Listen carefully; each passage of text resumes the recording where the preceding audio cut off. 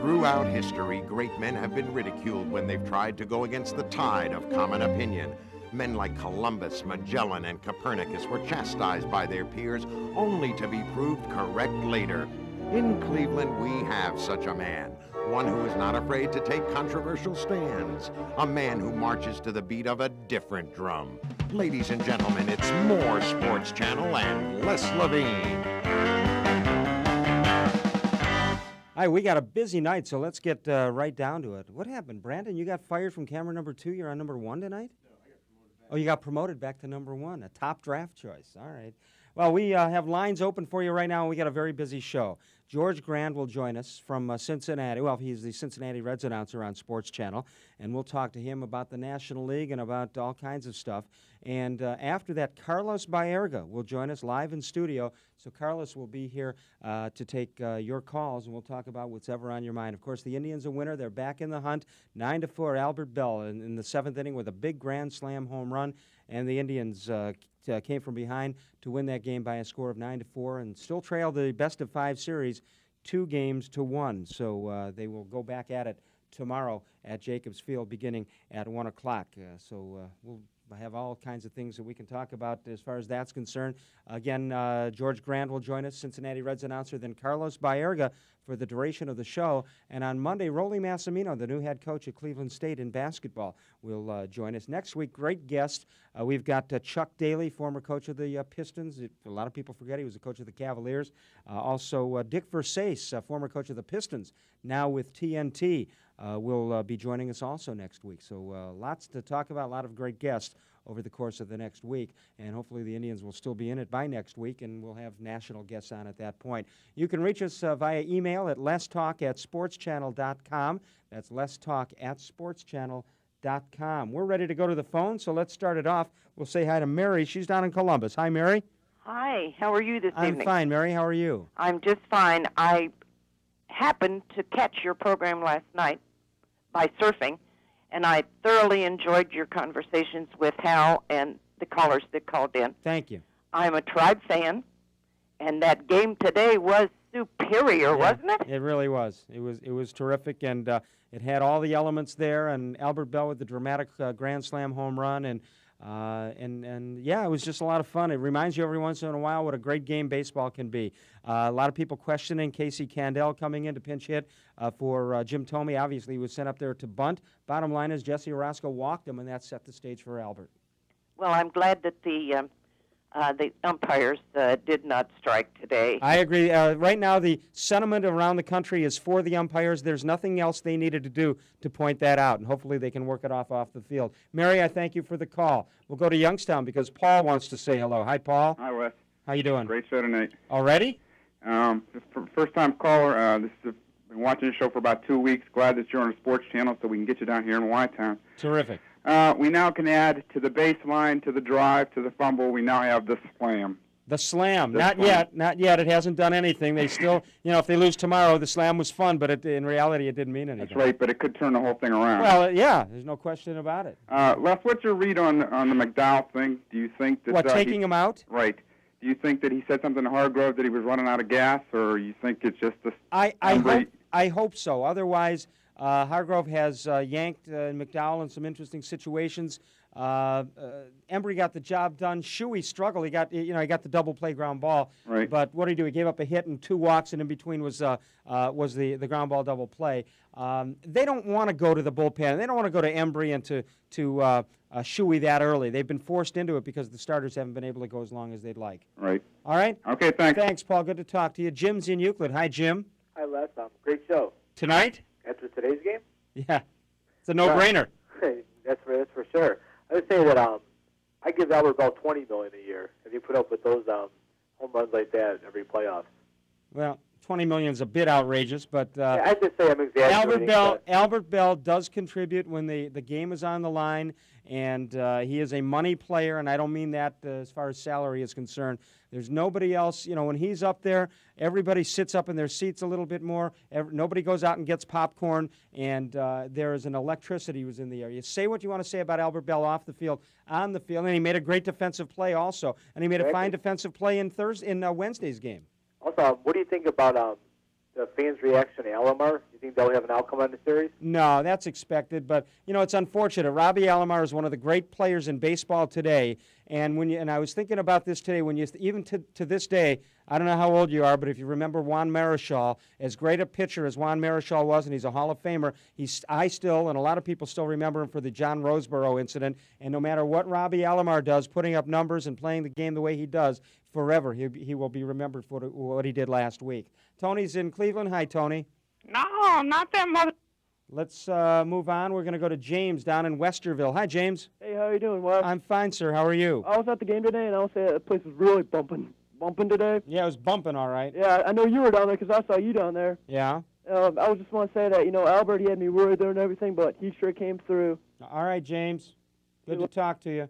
Let's continue on. We're going to go, where am I going? I'm going to go in Columbus to say hi to Jeff, who probably is excited about Penn State. Hello, are you talking to me? Yes, if you're Jeff, I am, yes. Yeah. Hey, are you the Les Levine that used to live in South Euclid? Yes, I am. I am. And you're the brother Stewart? I do. Yeah, this is Jeff Kurtz. We grew up together. Hey, Jeff, how you doing? Pretty good. Good. I've been watching your show. I didn't have gray hair then, Jeff. No, you didn't have gray hair. You were a little more chubby, too. It looks like you lost a little weight. Perhaps. Well, I just wanted to say hi to you. I like your show, and I'm, of course, always an Indians fan. And after living with the Indians for 30 years, it's great to see them finally doing something over the last couple of years. All right, Jeff, good to talk to you. Let's go on to Matt in Columbia Station. Matt, what's happening? Hey, how you doing? Go Tribe, man. Yeah. I love them. All right. We're having a great time. I saw that ball go out of the park, man. I loved it. All right. Thank you. Got to go. Speaking of out of the park, 631 Prospect, where you get the finest in Indians apparel. You go to the Indians game tomorrow, go to Out of the Park at 631 Prospect, just about a 2-minute walk from Jacobs Field. All right, we'll send it away. We'll talk to George Grande a little bit later, not much later. Carlos Baerga will join us right here on studio, live on Sports Channel.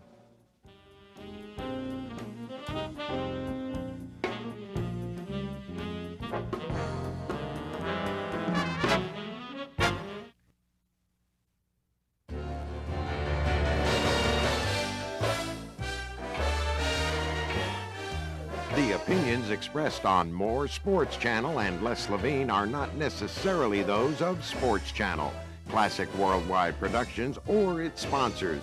We cannot stop him from hanging up on callers. We cannot force him to take calls from listeners under 16 years old. We can't even stop him from being Cleveland's most loved and hated sports talker. But we can force him to be the most entertaining sports talk show host in Cleveland. Ladies and gentlemen, it's More Sports Channel and Les Levine. Hi, welcome back, More Sports Channel and Les Levine. By the way, we have a brand new secret word for Boy Sherman, David Modell. Last night we had a winner. The secret word was sweep. The night before we had a 9-night winner, and that was touchdown. So we have a brand new secret word. It has to do with strategy, ploys of strategy.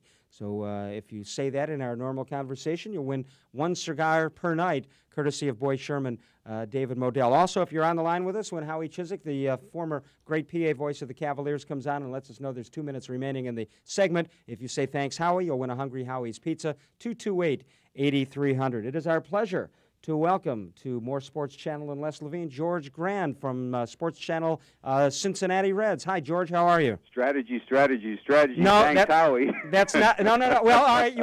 You win a cigar and a pizza, or a cigar-flavored pizza. That sounds good to me, Les. Great to be with you. How you doing? I'm doing well. How about you? Well, I'm doing a little better than we were when we were down 0-2. You'll live for another day. That's exactly how I feel. You know, when you see games like that and you inning to inning or pitch to pitch or game to game, you realize what a great game baseball is. This is the greatest time of the year if you're a sports fan with everything that's going on, but if you're a baseball fan, it is the ultimate of what you wait for all year long, and it's unfortunate that the postseason has been gummed up by the Roberto Alomar situation and the way it was handled and everything that has transpired since it occurred.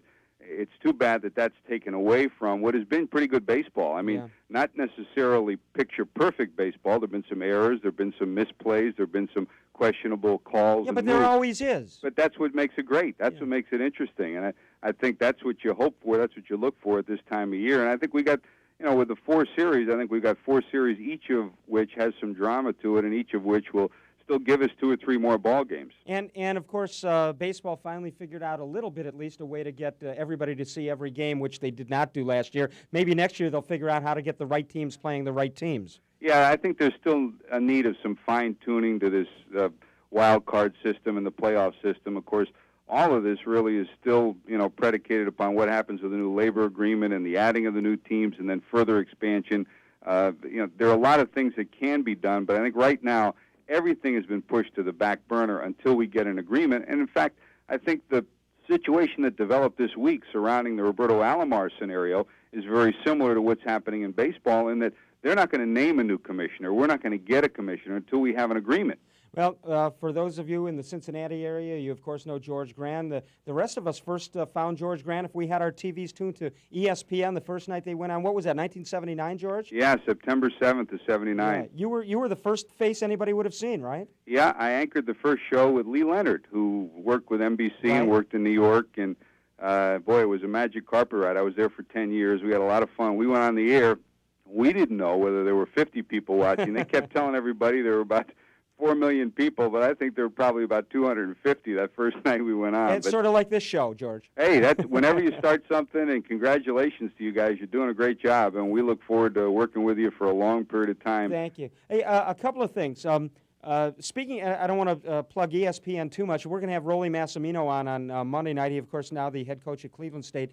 When you think about what ESPN did with the Big East and basketball at that time when Massimino and Syracuse and Georgetown and all that was almost a rebirth of college basketball, and it really put it to the next level. Well, when we started and we first went on the air, it was kind of one of those situations where all of us would sit in a room. You'd select the college games that you'd be covering, college football or college basketball. You'd debate and say, which game should we go first with, which game should we go second with. All of us were sports fans, and we sat there and said, hey, if we're interested, and maybe there's some people out there that are interested in sports all the time, too. I don't think anybody. Chet Simmons and Scotty Connell, rest his soul, Scotty passed away this past summer, but Chet Simmons and Scotty Connell, the two guys who really were the genesis of ESPN in terms of the production and the direction that it went, sat there and said, we're going to give it a run. We may not last 6 months, we may not last 2 years, but we're going to make a run at it. And, boy, they were visionaries. Yeah, they really were. Let's go back to Alomar. I made a statement that it, for a lot of reasons, is unfortunate. Number one, the umpires, 99%, well, it's got to be 100% of the fans, if their vote matters, are behind the umpires in this. I'm not sure walking out in protest is going to help their cause because, in reality, everybody is backing them and knows that they've been wronged in this instance. Number two, it's a shame that forever you'll put Robbie Alomar together with this incident, as do many people with Juan Marichal and the John Roseborough incident, and that's unfortunate because Robbie Alomar is one of the great players of the game today. Yeah, and I watched Robbie when he first came up in the San Diego organization. He was a great young man and a nice kid as he came up. He had that smile to his face, that little bit of a sparkle. You had the feeling that he could be something very special, not just in the way he played the game, but the way he handled himself and the way he treated people. And certainly there have been a couple of incidents that have happened over the last couple of years that would tend to make people think a little differently. I hope he hasn't changed. I haven't been close to him in the last couple of years. I don't know. All I know is what people tell me. And, yes, he has changed a little bit. But what he did is indefensible. It was a despicable act that needed to be, at that moment, dealt with. It needed to be dealt with by the American League president, by the commissioner of baseball, and it needed to be dealt with in a fashion similar to what Commissioner Kennedy did when Kermit Washington was involved in the fight. Right. You don't just fine them. You fine them and suspend them for a period of time that makes them hurt not only in the pocketbook but also in terms of their livelihood. Sure. I think there are two sides at this stage. I think, number one, the end result of all of this will be positive in that we're finally going to get umpires, the leagues, and the Players Association together and hopefully come up with some common ground because those of us that are part of the game, and you've seen it, Les, over the last 3, 4, 5 years, there's been growing antagonism. There's been a chip on the shoulder by some umpires, and I'm an umpire supporter. I've followed umpires. I know a lot of them personally, but they have, in the last 3, 4, 5 years, developed more of a chip on their shoulder. Somebody will say something or somebody will give them a cross look. They'll follow that player back to the dugout instead of turning and walking away. So that needs to be addressed. the way players react to umpires needs to be addressed, and what kind of support they get from their league presidents needs to be addressed too. So I think the end result will be positive in terms of all of this. This particular incident, though, certainly can't be regarded as positive for Robbie, for baseball, and from a standpoint of where we're going right now, we got great baseball on TV, on the field, and we're dealing with this for the last week and a half, and we'll be dealing with it throughout the playoffs. Well, and that's why I don't want to see the umpires take any more drastic action, because they've got they've got the people behind them. They know that LMR was totally wrong with as you say, the despicable act, and I don't know what more they have to do to have any symbolic protests or anything like that. The other side of it, you're right. The other side of it too. If they go further at this point, I think they'll turn fans against them. That's exactly what I mean. Yeah, they've gotten everything they can get out of this incident, and they're the good guys. If they're smart, they keep quiet, go to this meeting in November, and then hopefully come up with something better for the future, because that's what we're shooting for, something better for the future. Exactly. All right, let's turn our attention to the Reds, because it's kind of unbelievable for us Cleveland fans, because you go back to the Big Red Machine, and even before that to the great teams even before that, and now we get people calling from Cincinnati all the time saying, what do the Reds have to do to get back on a par with Cleveland? Now, if Rip Van Winkle woke up and heard that, he'd have to shake his ears out and his eyes out and say, what did I just hear? Cincinnati has to get to Cleveland's level? So there's the question. What do they have to do? Hey, it's very interesting. I'm sure you saw it, too, this summer. The Dayton Daily News did their survey about baseball fans in the state of Ohio, and every year the survey had been taken, Cincinnati fans always outnumbered Cleveland fans, and for the first time, it's turned around the other way, and it's easy to see why. Yeah. Number one, you start with the facility. There were many people in the middle of the state who used to come down to Riverfront to see a ball game. Now, with brand new Jacobs Field and the tremendous job that everybody in the Cleveland organization has done with that, plus the redevelopment around it and that whole central core of the city, more of the people in the middle of the state are going north instead of going south. Number two, to go along with the new facility, they've got a good ball club. It took them 4 or 5 years to put it together, but John Hart did it in a positive and constructive way so that when they moved into the park, they had an exciting baseball team. And I think turn that around and transpose it to the Reds, and I think that's the way the Reds have to think right now. Yes, there's going to be a cut in the budget because of what's transpired in the course of the last year or so, with Mrs. Schott being suspended for this period of time. John Allen and Jim Bowden have been sitting down. They met Monday morning right after the season ended to go over the first parameters of the budget, and they'll probably iron it out within the next week or two. But what they need to do is say, okay, we've got a plan, and there's nobody better at that than Jim Bowden, who's been able to kind of make chicken salad out of chicken bleep for a while down there. And I think what he needs to do is say, okay, this is the financial parameters we're dealing with. Let's try to build. We want to contend, but it's more important at this stage that we build to have a good ball club that will get us going into the new century in a new ballpark and on a positive upswing. George, I want to go back to about the stadium, and I heard this the other day, and it didn't sound right, and I thought about it, and it was absolutely right. We only got about a minute here, but Chavez, well, I call it Chavez Levine, but it's really Chavez Ravine, is the third oldest ballpark in the National League, and that's kind of hard to believe. And then when you take a look at the stadiums like Veterans Stadium and Three Rivers and Busch and of course Riverfront and the ones that seem identical, it's incredible that it didn't go from Dodger Stadium to more homey type places instead of what they wound up with. Well, I think Dodger Stadium was built as a baseball stadium for day number one. It was done positively, correctly, and plus they maintain it immaculately every year. Right. Riverfront is a multi-use stadium, just as those other stadiums that you mentioned are too.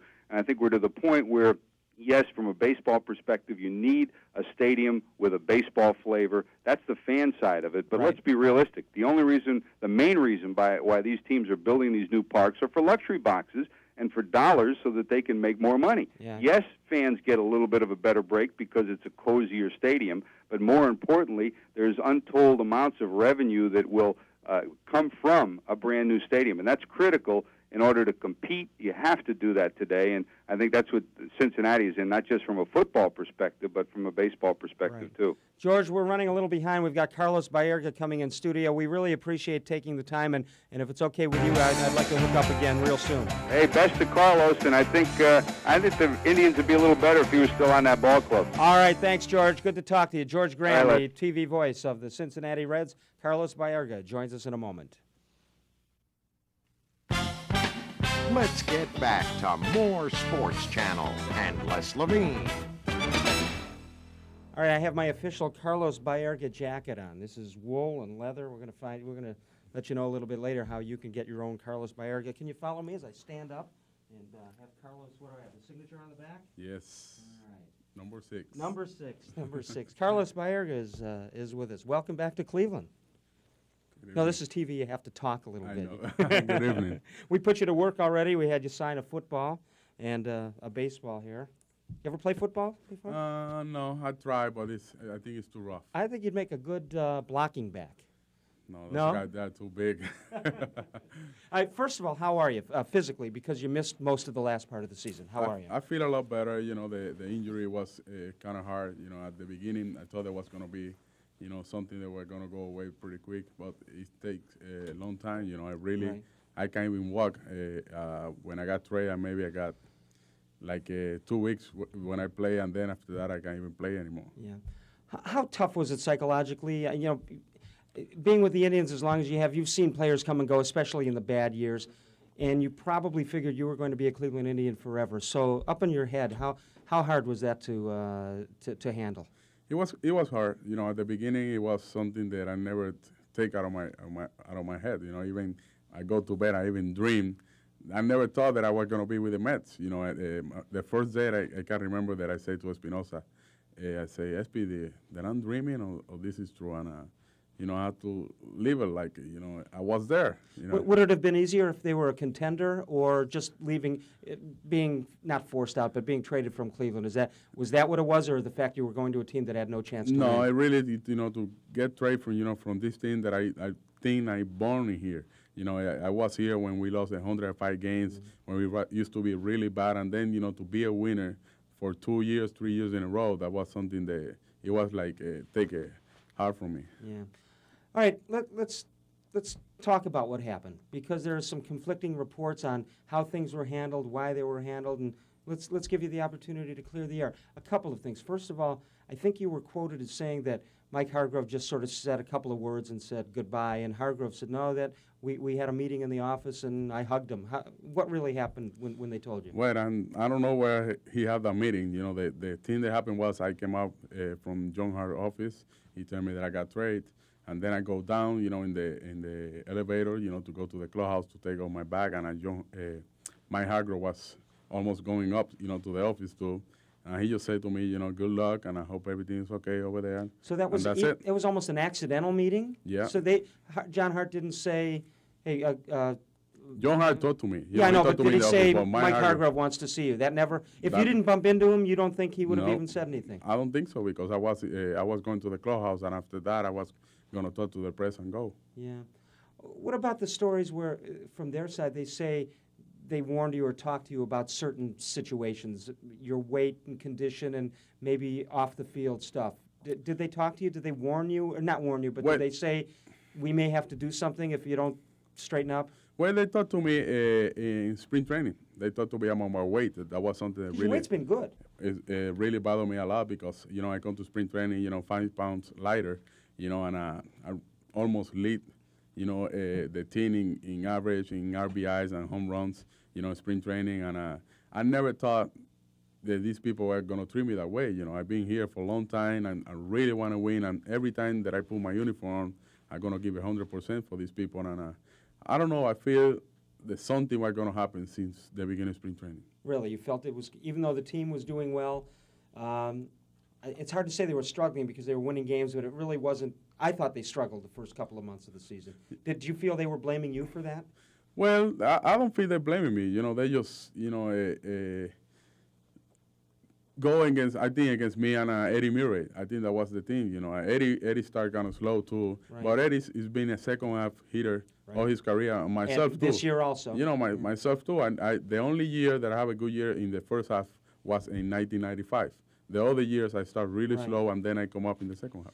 How about the fact, did it seem to you, they gave a statistic out, that you broke an incredible amount of bats this year. I don't know, were you aware of it? That might be because you might have been behind or ahead of your swing, or maybe you had a slower bat than before. Did you notice you were breaking more bats than I usual? break some bats. But I'm a guy that, I don't strike out that much. Right. I'm going to try to make contact, and I've been short for the last few years. I think that I'm maybe the only baseball player in the last few years that got the fewest strikeouts. Right. This year I got 24 strikeouts.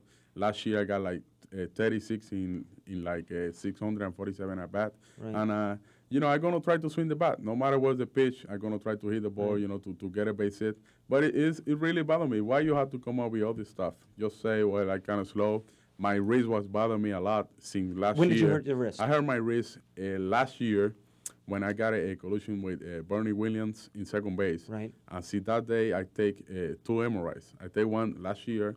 I take another one in the All-Star, the day of the All-Star game this year. Right. I take one in the Lutheran, and they know that I got 2 parts in my wrist that was sprained. Right. That was bothering me, and the trainers know about all the stuff, but I keep playing like that because I don't want to miss any game. What about the ankle that bothered you in the The playoffs and World ankle Series has been last year? good since spring training. I don't got no problem. Everything was okay since I got hurt in my groin. That was the only thing that bothered me this Right. year. All right. The Indians will say we made it because your defense suffered.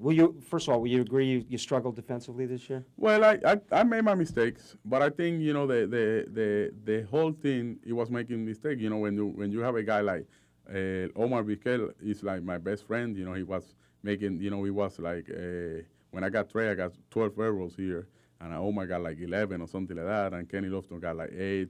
Jim Tomey got some errors too. I don't know why they blame. They blame just myself. Because the error. I think when you have a team is 7 games, 8 games up, no matter how you play defense, I'm gonna try to do the best I can in there. But they have to realize that I was hurt after the second half. And you just claimed you were in a slump, and a lot of ball players go through slumps. That's and what it happened to be the first one you've really had. Yeah, and they have to realize that I'm human. I'm gonna try to do the best I can. That's why it really pissed me off when they say that I wasn't working, that I wasn't coming early to the ballpark, and that's not true. I'm the first one in the ballpark every day, and maybe the last one. Okay. And They substantiate the trade by saying they're a better club defensively. Obviously, offensively, they're not, even though you were struggling. Mm-hmm. And there's always a hint that there's more to it, and nobody wants to say anything. So was there more to it? Well, the thing is, did they talk about this my first couple years when I was hitting 300? Well, I don't know. Were things different then? Or are you the same? That's what are I you say. the same Did they talk about this? No. Were you They the same never off talk. the field this year than you were? I've been the same, and I even was more careful because they talk to me about it. And I say, okay, if you guys want to do that, I'm going to bring my family to me with me to the road a little bit more of the stuff because I don't want these people to talk. Right. That's why, but the thing is they have to respect my private life too. Right. If I don't give you 100%, in the field, you can talk about it. Right. But they know that I was there every day, give you 100%. If I don't hit, I'm going to try to get my teammates, to be pumped out, to win that game, to come back in the 9th inning, and that's something that they're missing right now. Sure. One of the great scenes last year was when you walked, I forget which game it was, you walked and you pumped your fist at Albert Bell, who was coming up next, and as you were running down to first, and Albert got the big hit right after that. That was a great moment. So your exuberance and joy for the game, I'll be honest, I thought it didn't look like you had it as much this year. Now, that could be for everybody who went through that incredible season last year and now learned from that, and maybe you weren't as excited. But is it fair to say the fun left for a little bit this year? It wasn't in there. I got a lot of problems, with the team. I got a lot of stuff when I wasn't hitting. Maybe I put a little bit of pressure on myself because I want to do good. Everybody's doing good. Sure. You want to do good too, and when you are a good hitter, you want to come out from those slumps. But Right. I really was kind of down a little bit. I'm not gonna lie about it. I was kind of down a little bit. In the first half of the season? Yeah, in the first half. Yeah. Because I'll be honest, we've all heard rumors. I'm sure you've heard every rumor, and every rumor becomes another rumor. And so were you traded because of a perceived lifestyle off the field? That's what they say, but I don't think so. I think, that's something that I don't like. If you're going to trade somebody, just say that, that he don't have it, he wasn't playing good defense, or he wasn't hitting. Right. If they say that, I believe it. That's okay. You can bring somebody else. But, it really bothered me when they say that, I was using drugs, I was using alcohol, I was every night in the flats. That's something that's a lie because I've been here for 7 years and I've never been by myself, in Cleveland. My wife is with me, my family, and the 3 times that I go to the practice this year, my family was there with me. And that's something that they don't have to lie about that. The fans know about it. Why you have to lie? Well, somebody like you is going to be seen wherever you go. I mean, you can't keep a secret where you're at, and so people would talk. When you got traded here from San Diego, did you ever think that you'd fall in love with this place or the fans or the stadium and all that stuff based on, your first look at Cleveland's Municipal Stadium? I love it right away. These people, they really love me when I came into this thing and, seeing I signed those. That's why I signed those years. I signed for 7 years. For a smaller amount of money. And I say, I want to stay here no matter, how many years I'm going to try to do the best I can, to help this team to win. And, we come up, to be way down to be in the top. What about the story that got out that the Indians were interested in signing Robbie Alomar? And you and Robbie's careers kind of crossed paths starting in San Diego. And supposedly you asked them not to do that. Any truth to that? It was true.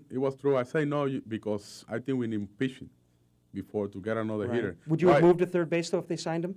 Well, if they sign it, I have to move to third base. Because they or are, first base. Or first base, because they are the one that run my contract, the other one to pay me. I have to do whatever they want. But the thing was, I said to them, why you want to bring Robbie Alomar to our team when we have Jim Thome that have a great year? Right. We have Eddie Murray and Julio Franco signed already. And, why you want to bring another guy that's going to help our team? Because Robbie is a great player. For me, he's one of the best players in the game. Right. But I think we need pitching. I think the key for win, and the Atlanta Braves, they showed it to us last year. Sure. If you have pitching, you're going to win. Yeah. That's the key. Did you find it interesting that they would come to you and ask, or did you think it was kind of nice of them to do that? At the beginning, they don't even come to me and ask me. They say about in Robbie? the press. They say in the press. Yeah. They was coming out in the press everywhere I go. They were asking me about it, and that's something that I think we was like a family. John Hart and myself, we was really close. We talk a lot on the phone about the team, how to build this team, all the stuff, and it's something that they start broken off since '95. How much fun was it last year? The whole year and then the playoffs and the World Series, something you must have dreamed about as a kid. Oh, my God. That was unbelievable feeling. It was a dream come true, to be in front of, my town, Cleveland Indians. These people was waiting for so long. These people was so happy because, they wasn't in there for how many years? For 40 years. Yeah. And I watched all those games and all those bad teams. And these people were saying thank you. They don't matter if we win or lose. Yeah. They just want to be in the World Series. And you know what I don't understand? If I got a chance to bat like you in the World Series, first time, and it's probably when you were a kid, would you put yourself to sleep thinking about hitting a Grand Slam home run in the World Series? I mean, I did. Most kids did, right? Yeah. It seems to me if I got up there in the World Series, I'd ask for a timeout, and I would look around and say, wow, this is it. How come nobody ever does that? How come nobody ever says, wow, the major leagues, the World Series, they just get up like it's an everyday kind of a game? Well, you have to take it away because if you start putting pressure on yourself, like, oh, I have to get a base hit right here because everybody's watching me, you're not going to do anything. You have to go over there, try to have fun, keep playing the way you play the whole year, and just let your talent show it to everybody. Is the game, I know this is a tough year for you, but is the game still fun? Forget the money now. Is it still fun to be out there playing in huge, beautiful stadiums in front of a lot of people? It's always been in my heart, and that's the way I'm going to play through all my career, and I cannot play, like just sitting down and waiting for something going to happen. I like to make things happen. I like to, to have fun. I like to make our dugout feel like it's not like we are dead. We have to be alive. We have to show the other team that we're going to get you. Yeah, Carlos Baerga is with us, and we're going to take calls. You'll talk to the people? Oh, yeah. Find out what's on their mind? Yes. All right, Carlos Baerga is here, and we'll take your calls, and we'll come on back. We're live on Sports Channel. Hi, I'm Elaine Boozer. Whenever I'm in any of the 13 states, I always watch Sports Channel, and more talk, less talk. I'm doing this one again. Now, here's the man Cleveland Magazine has named Sports Talk Show Host of the Year. But he's still just as humble as always. Ladies and gentlemen, please welcome the one, the only, the greatest, Les Levine. Well, a busy night here on the show. More Sports Channel and Les Levine. Our thanks to George Grande, who joined us earlier. Carlos Baerga with us tonight. Rolly Massimino will join us here in studio on Monday. Thistledown goes international. You can watch and wager on live racing from France at Thistledown this coming Sunday. They'll present the half-turf race for 3-year-olds. It's a great one. Great gates open at 9 a.m. for the 9:50 a.m. post time. Free admission for all days that races come in before 10 o'clock in the morning. Thistledown offers a delicious breakfast buffet of eggs, sausage, bacon, cottage fries, and corned beef hash for only $3.45. Donuts and coffee are also available. And don't forget, this weekend it's the Breeders' Cup Preview Weekend from Belmont. Thistledown has it all. Thistledown for the best in racing. By the way, we talked about this jacket. This is originally it started with Roberto Clemente, right? The jacket we were talking about? Yes. Where'd it go? I don't know. It went somewhere. Can I get that? Can we get that in a minute? Yeah, just toss it over here because you got an opportunity. This comes in not only the Carlos Baerga thing, Carlos Baerga model, and you got number 6 in the with the Mets too, didn't you? Mets, yeah. Yeah. If you didn't get traded, would this be a different color? Would have been the Indians' colors? Oh, yeah. All right. Let's see. There's a bunch of other players. Roberto Clemente, Jackie Robinson, Babe Ruth, Mickey Mantle, Doc Gooden, Nolan Ryan, Duke Snyder, Don Mattingly, Tom Seaver, Joe Namath, and Joe DiMaggio. And you can call 1-800-362-8206. It's 1-800-362-8206. This one happens to be wool and leather. They've got all wool. They've got pinstripes and youth prices. So you might want to check it out. 1-800-362-8206. You're with the Mets now. A culture shock because you went from a contender to somebody almost back where the Indians were. You got a shot at making a run soon with the Mets? I think, our team is young, but I think our pitching, is going to be the key for us. Right. And we have to go to, I talk to these people and they say they're going to go to a free agency. They're going to try to bring a veteran pitcher, to help this team. And I think we need one more hitter. If we get that, I think that's a lot of talent in that team. All right, let's go to the phones. Let's go first to Sherry in McDonald. Hi, Sherry. Hello. How are you? I'm fine. Speak up, please. Hello. Hi, Carlos. How you doing? I'm fine. What do you think of them Indians? Well, they're doing good now. They win the first game. That was the first one. They had to win today. They kind of be thinking about tomorrow. And now the Albert Bell is hit the grand slam. I think they got a good chance to win everything. We sure miss seeing you out there. Thanks, Sherry. Pete's in Odessa, Florida. Hi, Pete. Hey, how you doing, Les? Good. How about you? Not bad. Carlos, ¿cómo estás? Muy bien. I want to say that you are an excellent model for all the Latin Americans, and I have 5 boys and 2 girls, and you were their favorite player. I mean, when they left, they just were very disappointed. Thank you. I want to say good luck in New York. Thanks. Thank you. It says Pete. It was probably Pedro, right? Yeah. Let's go to Greg in Buckeye Lake. Hi, Greg. How you doing, Les? All right. Hey, I got a question for you. Do you think it was pretty much strategy? When the game today, when the 2 guys were stuck on third, that they didn't let the other guy run to get the out because that could have been a potential double play? No, that when both guys got stuck on third, no, Yeah. they both know to just stay there and let them get one out. What bothered me more on that play is Kenny Lofton. Lofton, who hit that ball, for some reason stopped between home and first and never even ran until the throw went to third. Lofton had a chance to be on second on that, so when it was all said and done, they would have been back to second and third. But for some reason, Lofton, I don't know if he thought the ball was caught on a line drive. Carlos, did you see the play? I don't see that play. I was in Jogga Lake doing Oh, you were in some Jogga stuff, Lake. yeah. Well, it was a thrilling ride the Indians had on the bases there, but it concerned me that Kenny really should have been. I don't know that he would have made it at second, but there was no way he would have made it the way he got hung up between home and first. And I can't think of any reason that should have happened other than the fact that maybe he thought the ball was caught on a line and he was out. Let's go to Brian in Bowling Green. Hi, Brian. How you doing, Les? All right. What's up, Carlos? How you doing? Hey, I got 2 quick questions here. Yeah. The first one, the catching situation in Cleveland. They always said if you play Sandy the whole year, we see his full potential. I think we saw his full potential. He's not that good of a hitter. And the next one is, will we sign Albert Bell? Well, you have to sign Albert Bell. He's the man. He's been the guy that been driving the most run in the American League for the last 4 years. And, his power, you're not going to find his power in that many players. So, and Sandy Alomar, he's a great player. Sandy, you have to, this year he played the whole year. He wasn't hurt. His knee was bothering him a little bit. And he's going to help the team. You're going to have 9 guys in the team that are going to hit 300. Yeah. You want to have that, but it's not easy. Did you follow the box scores, and did you call the guys to find out what was going on after you were traded? Yeah, we keep in touch almost every day. Yeah. They call me or I call the guys, and that's why we was so close in this team that was kind of hard. Yeah. Tyrone's in Cleveland. Hi, Tyrone. Hello? Hello? Yes, go ahead. Yeah. I was calling on regards to the signing of Albert Bell. Yes. I think they should just go ahead and give him the $50 million. Let's go to Christine in Mentor. Hi, Christine. Hi. How are you? I'm good. Hi, Hello. Carlos. Christine, how old are you? I'm 15. I really hate to do this. I'm not allowed to talk to you. It's past my curfew. Bill's in Youngstown. Hi, I got a question for both. How old are you, Bill? I'm sure it's up past your curfew on this one. All right. Gosh, I hate to do that. But they question- know the rules. Yeah, rules that's are all right. rules, Carlos. You understand. Yep. A question for both of you guys. Carlos, when you were in Cleveland, did they work on the base running with you guys on a everyday thing, or because it just seems like the Indians are kind of susceptible on their base running? Well, we work on this in spring training. We do it, almost every 2 days. We have to go through base running drills and. It's during the season? Yeah, no, in spring training and Okay. during the season we do it like maybe 4 times a year.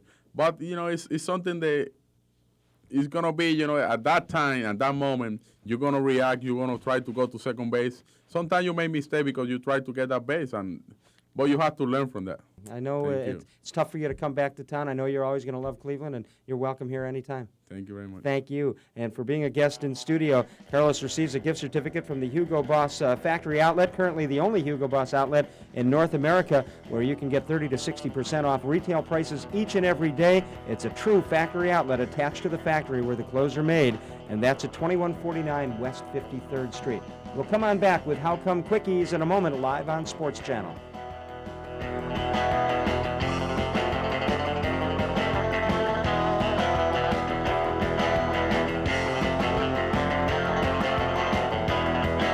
Monday, Rolly Massimino, Cleveland State basketball coach, will join us. Thanks to Carlos Baerga and George Grande. Of all the shows I've ever done, this was the most recent.